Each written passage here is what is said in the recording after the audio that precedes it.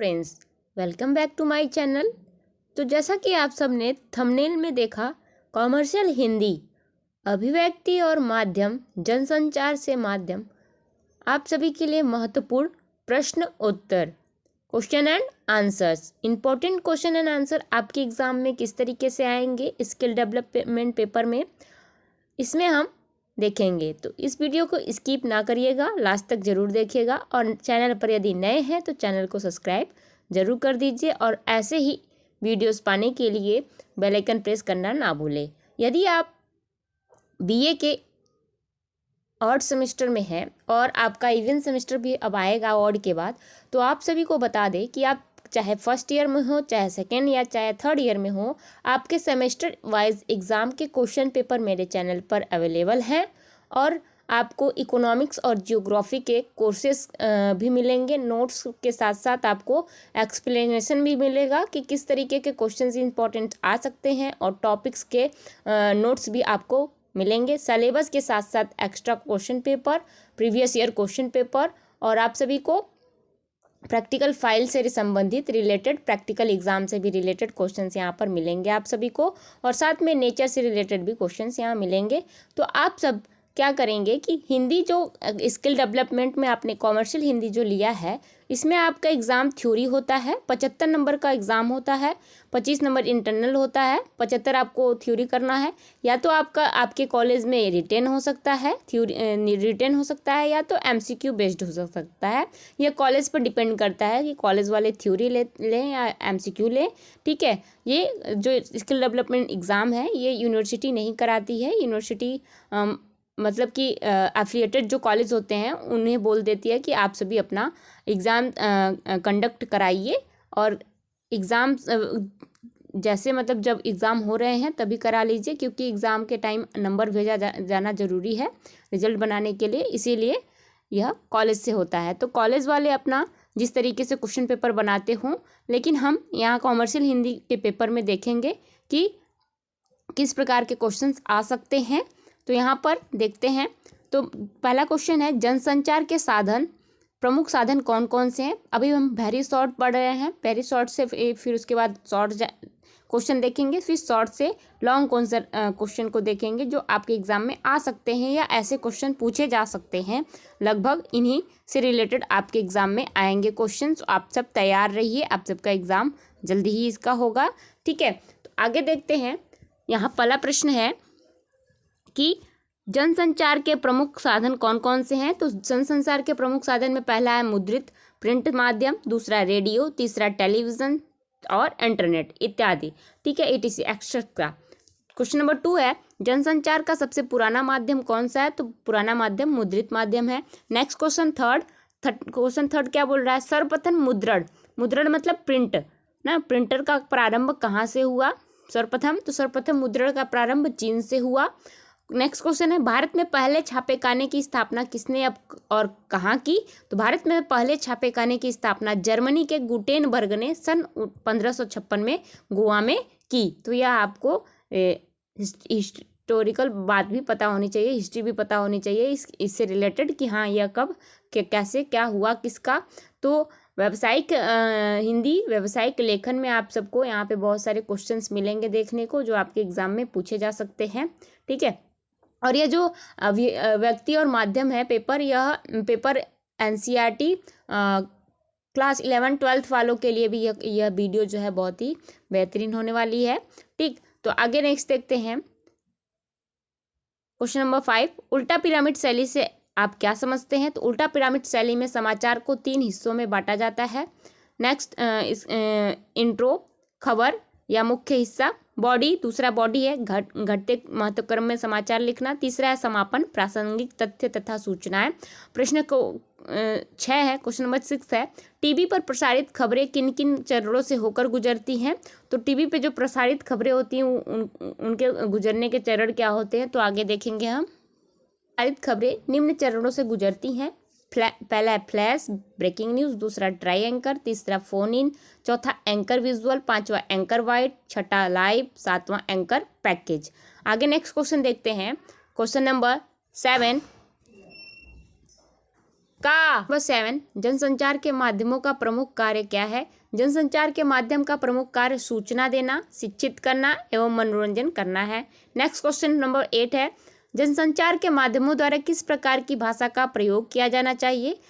तो किस प्रकार की भाषा का प्रयोग किया जाना चाहिए? सहज सरल भाषा होनी चाहिए, जो जन समाज के बिल्कुल निकट हो, जिसे अधिक से अधिक लोग एवं हर स्तर के लोग समझ सके। छोटे छोटे वाक्यों का प्रयोग होना चाहिए। नेक्स्ट क्वेश्चन देखते हैं, क्वेश्चन नंबर 9। क्वेश्चन नंबर 9 क्या कह रहा है? नई पीढ़ी में इंटरनेट के अधिक लोकप्रिय होने का क्या कारण है? तो नई पीढ़ी को अब समाचार पत्र पर छपे समाचार पढ़ने में आनंद नहीं आता। उन्हें स्वयं को घंटे 2 घंटे में अपडेट रखने की आदत पड़ गई है। यही कारण है कि नई पीढ़ी इंटरनेट की दीवानी है। इंटरनेट मनोरंजन, ज्ञान तथा निजी व सार्वजनिक संवादों का आदान प्रदान कर सकते हैं। क्वेश्चन नंबर 10 है, भारत में वेबसाइट पर पत्रकारिता कौन कर रहा है? तो इस पर तहलका.com कर रहा है। नेक्स्ट क्वेश्चन है, क्वेश्चन नंबर 11, भारत में वेब पत्रकारिता कौन कर रहा है? rediff.com, इंडिया इन्फोलाइन, सिफी और अदर हो सकते हैं वेबसाइट्स। आगे है क्वेश्चन नंबर 12, उस अखबार का नाम लिखिए जो प्रिंट रूप से उपलब्ध न होकर केवल इंटरनेट पर ही उपलब्ध है। तो प्रभा साक्षी। आज के समय में बहुत सारे हैं, तो आप सभी सर्च कर लीजिएगा, ठीक है।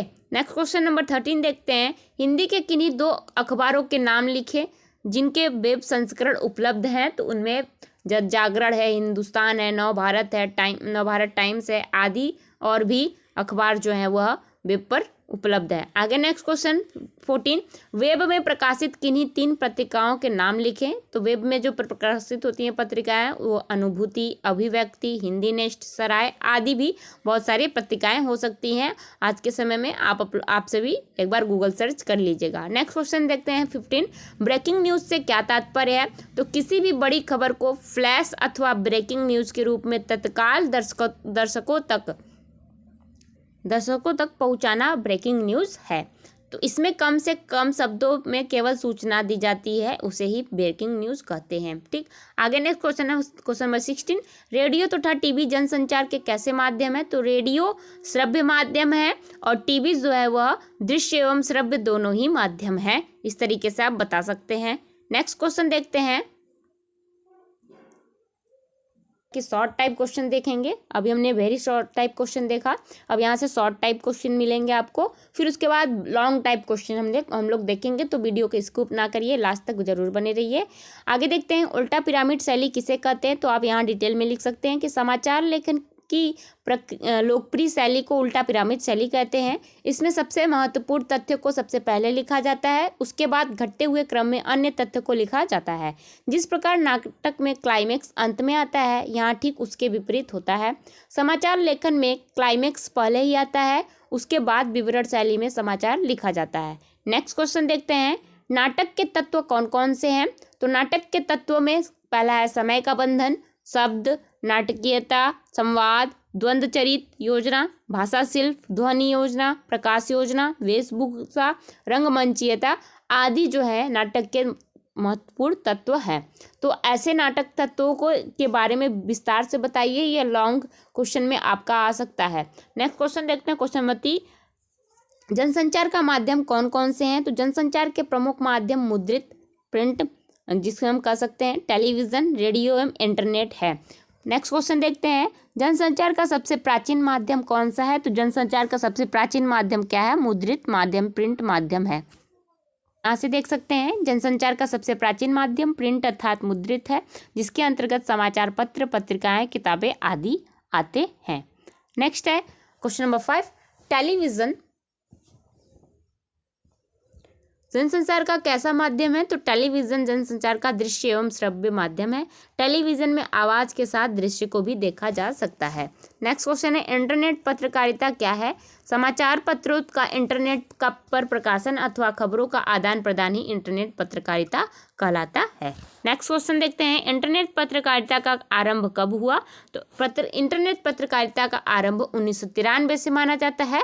1993 को प्रथम युग माना जाता है, जबकि 2003 को दूसरा युग और वर्तमान समय को तीसरा युग इंटरनेट की पत्रकारिता के क्षेत्र में माना जाता है, तो ये आपको पता होना चाहिए। नेक्स्ट क्वेश्चन है क्वेश्चन नंबर 8, जनसंचार के माध्यमों की भाषा किस प्रकार की होनी चाहिए? जनसंचार के माध्यमों की भाषा सरल, जन सामान्य और छोटे छोटे वाक्य में होनी चाहिए, जिसके पाठक अथवा श्रोता की रुचि बनी रहे।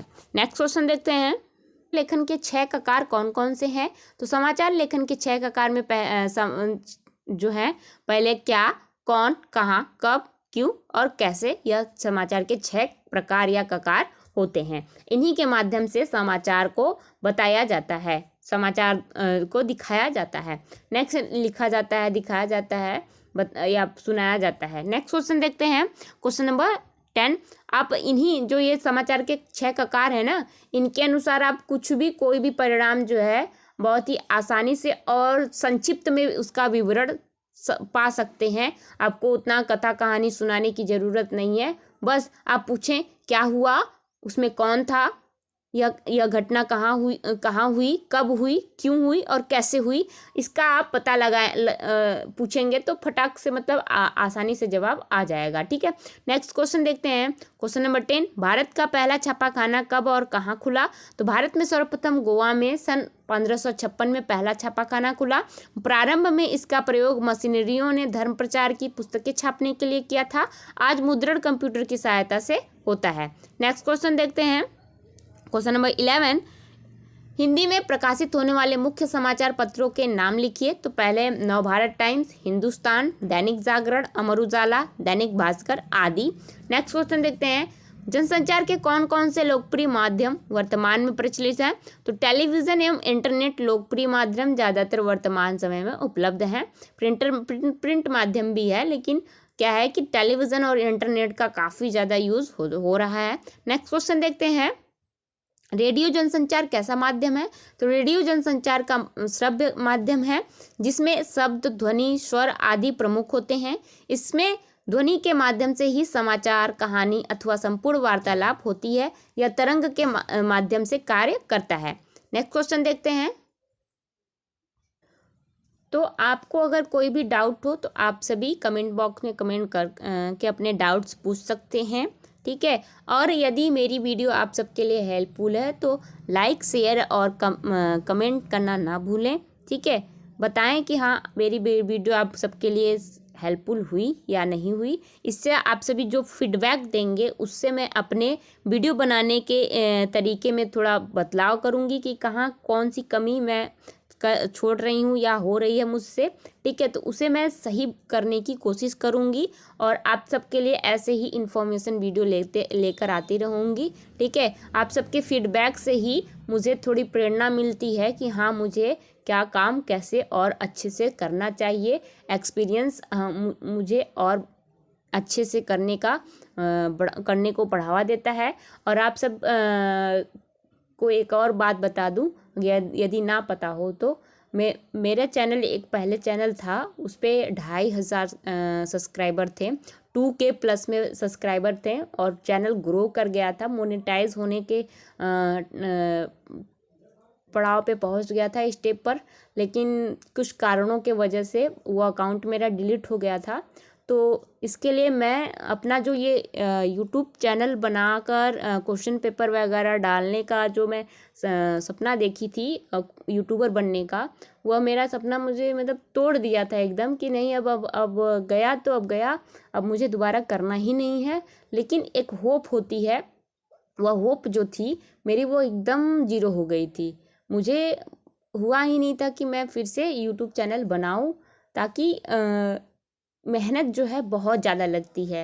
वीडियो कंटेंट बनाने के लिए पूरे डिटेल इकट्ठा करना, उसे लिखना, उसे समझना, उसे जुटाकर फिर वीडियो एडिट करना, वीडियो बनाना, सब में बहुत मेहनत लग जाता है। और साथ में खुद का हाउस वर्क भी होता है, हाउस वर्क के साथ साथ खुद का सेल्फ स्टडी भी होता है। फिर उसके बाद आप सबके लिए वीडियो क्रिएट करने के लिए भी टाइम निकालना पड़ता है।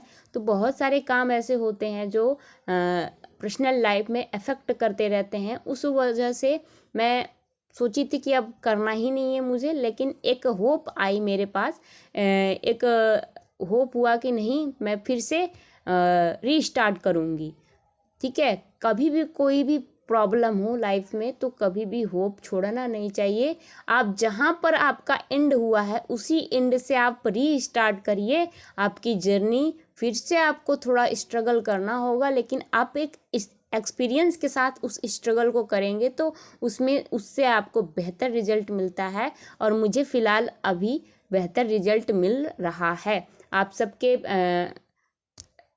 वजह से मुझे मेरा जो चैनल है वो ग्रो कर रहा है। तो आप सबके लिए वेरी थैंकफुल।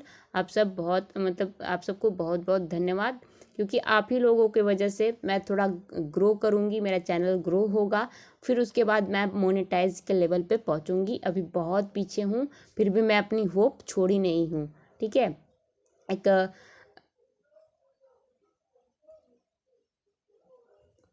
ड्रीम्स वह बिना मेहनत के कभी पूरे नहीं होते हैं। आप सब भी पढ़ रहे हैं, आप सबको भी मेहनत करना है। मैं भी अभी प्रिपरेशन कर रही हूँ, मुझे भी अभी मेहनत करना है।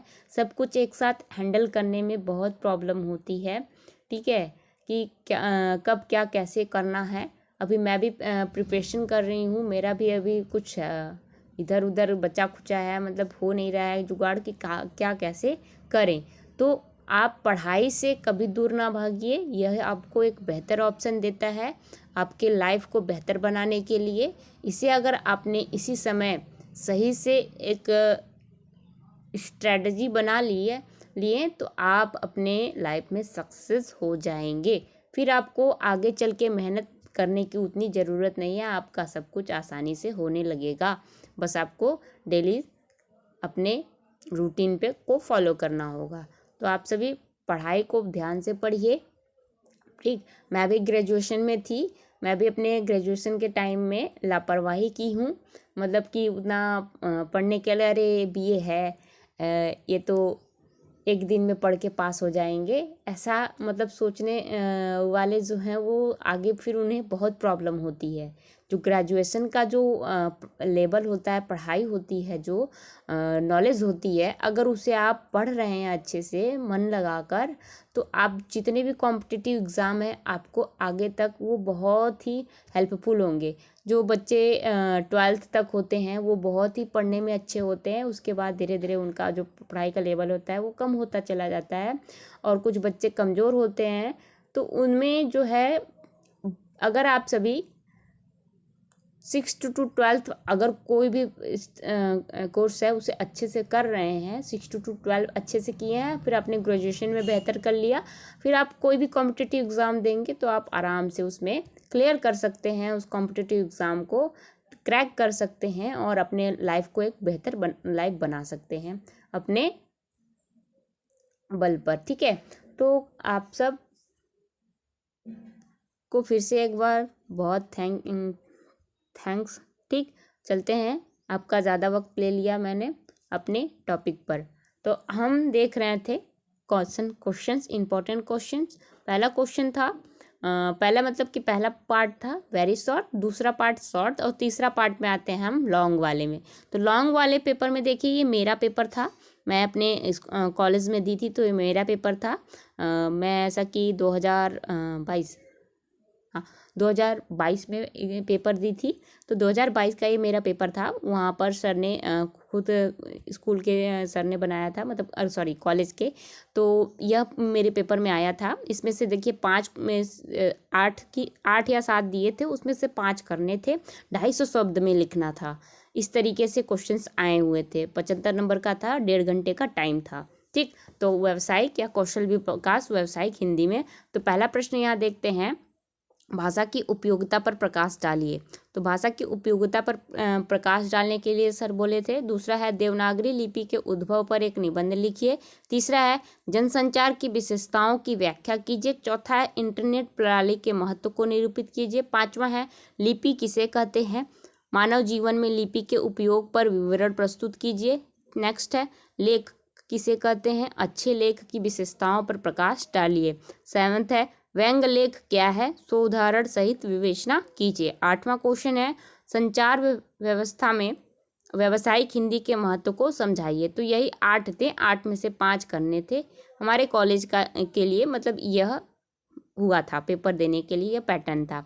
अब आपके कॉलेज में जैसा पैटर्न होगा अपने टीचर्स वगैरह से पूछ लीजिएगा, ठीक है, उसी हिसाब से अपना तैयारी कर लीजिएगा। आपको सिर्फ मैं यहाँ पे इंपॉर्टेंट क्वेश्चन दे सकती हूँ, पैटर्न अब स्कूल वाले पैटर्न बता सकते हैं, ठीक है। नेक्स्ट देखते हैं, नेक्स्ट क्वेश्चन जो कि मैं इम्पोर्टेंट है, इस तरीके से क्वेश्चन आ सकते हैं, वो वही सोचकर मैं कुछ क्वेश्चन एक्स्ट्रा बनाई हूँ। 50+ क्वेश्चन है।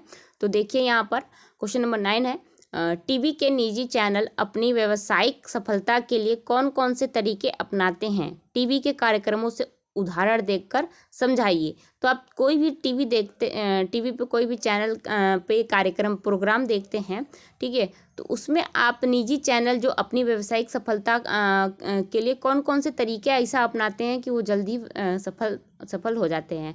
क्वेश्चन नंबर 10 है, इंटरनेट पत्रकारिता ने दुनिया को किस प्रकार समेट लिया है? उदाहरण सहित समझाइए। जो इंटरनेट है मतलब समेट लिया है, अपनी ओर आकर्षित कर लिया है, चुंबक की तरह। जैसे चुंबक होता है ना, लोहे को आकर्षित करता है, चिपका लेता है, एकदम वैसे इंटरनेट जो है वह लोगों को एकदम चिपका रखा है। तो आगे देखते हैं क्वेश्चन नंबर 11, निजी चैनलों पर सरकारी नियंत्रण होना चाहिए या नहीं? पक्ष विपक्ष में तर्क प्रस्तुत कीजिए। तो निजी चैनल पर सरकारी नियंत्रण होना चाहिए या नहीं, यह पक्ष विपक्ष में तर्क आपको बताना है। नेक्स्ट क्वेश्चन है 12, किसी भी दैनिक अखबार में राजनीतिक खबरें ज़्यादा क्यों स्थान घेरती हैं? इस पर एक संक्षिप्त टिप्पणी लिखें। तो आप सभी भी अगर न्यूज़पेपर पढ़ते होंगे तो आप सबने भी देखा होगा कि जो कोई भी दैनिक अखबार होता है, न्यूज़पेपर होता है, उसमें जो पॉलिटिकल न्यूज़ होते हैं वो बहुत ज़्यादा छपे मिलते हैं।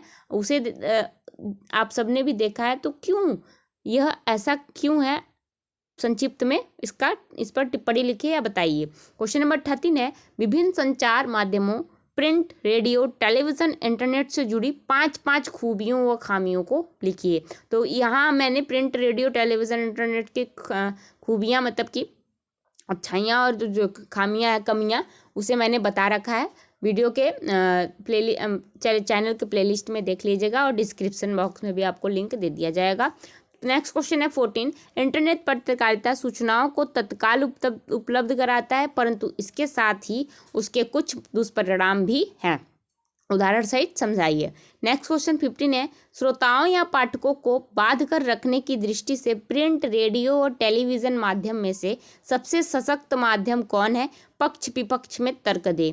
तो पक्ष विपक्ष में तर्क दे या फिर कारण सहित एक वह माध्यम बताइए, ठीक। नेक्स्ट क्वेश्चन है 16, विज्ञान के क्षेत्र में काम कर रही भारत की 5 संस्थाओं के नाम लिखें। नेक्स्ट क्वेश्चन 17 है, पर्यावरण पर छपने वाली किन्हीं 3 पत्रिकाओं के नाम लिखें। यस, वेरी शॉर्ट वाला भी क्वेश्चन है, इसमें सब मिक्स हैं, ठीक। नेक्स्ट देखते हैं क्वेश्चन नंबर 18, व्यावसायिक शिक्षा के 10 विभिन्न पाठ्यक्रमों के नाम लिखें और इनका ब्यौरा एकत्र करें। नेक्स्ट क्वेश्चन नंबर 19 है, निम्नलिखित में से किसी एक विषय पर अपने शब्दों में एक लेख लिखें।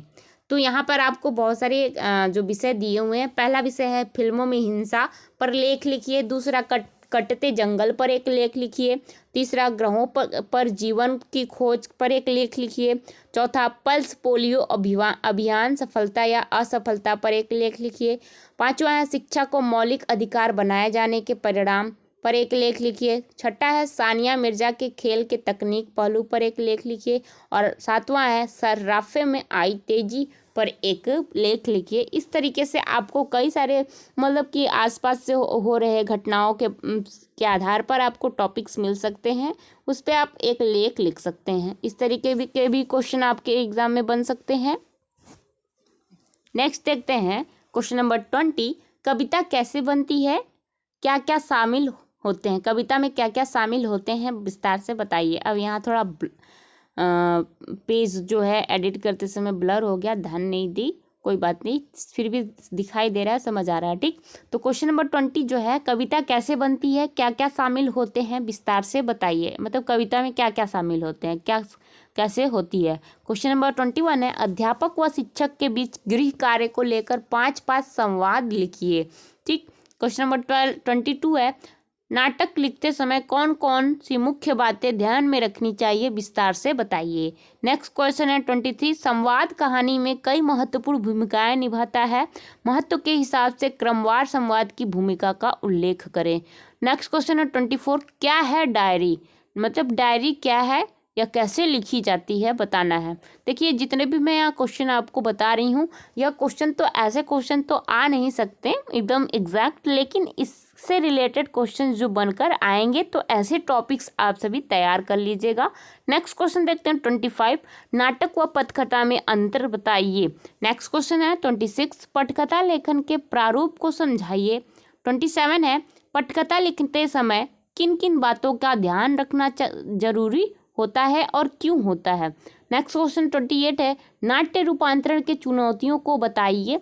नेक्स्ट क्वेश्चन 29, कहानी और नाटक में संबंध को बताइए। 30 है, कहानी और नाटक में क्या क्या समानताएं होती हैं। 31 है, रेडियो नाटक में ध्वनि संकेतों की महत्वता को बताइए।